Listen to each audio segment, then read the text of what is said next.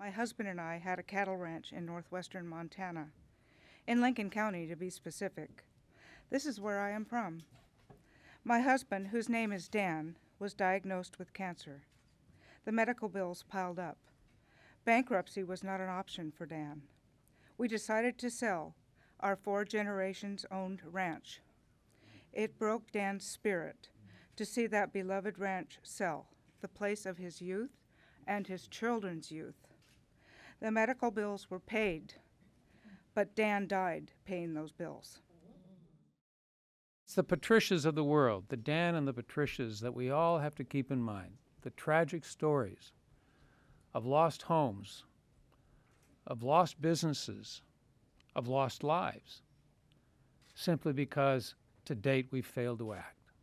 40 years ago, the United States of America landed a man on the moon. I think that's a wonderful achievement.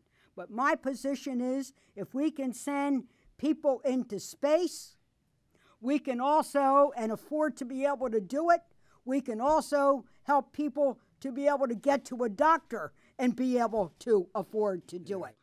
We have a mandate from the American people.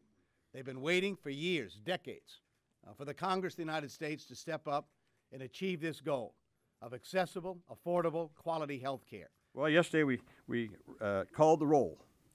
We called the roll to pass health reform in the Health Committee.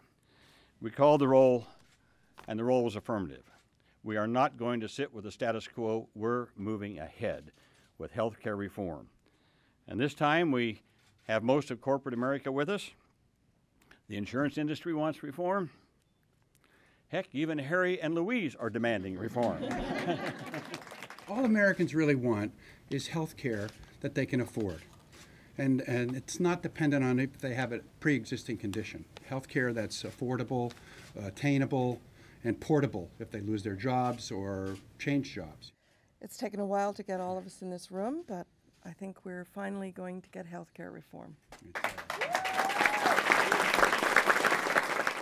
Our plan that we passed out of our committee yesterday, it offers to fix what is broken in our healthcare system without ruining that which works in our nation.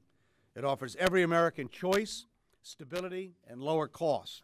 That it will be available, that it will be undeniable, and that it will be affordable. That it'll be available to all 47 million Americans who now don't have it.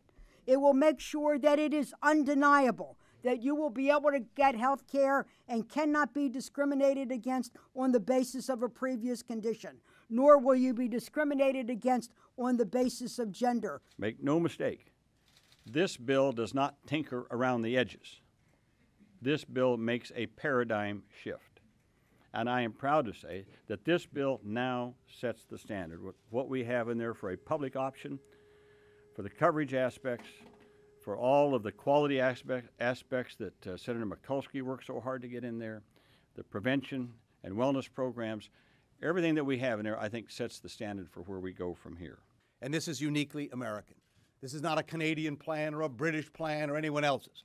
We're Americans. We want our plan that works for us in our country, with our diversity, our population, our needs. And we are determined to achieve the results that we've formulated over the last number of weeks in the Health, Education, and Labor Committee under the guidance and leaders of our spiritual advisor, our champion, and our chairman, Senator Ted Kennedy. We've set the standard. We've got to pass the committee. Let's get it through the Senate. Let's get it through the House. And let's get this on President Obama's desk in October for a presidential signing.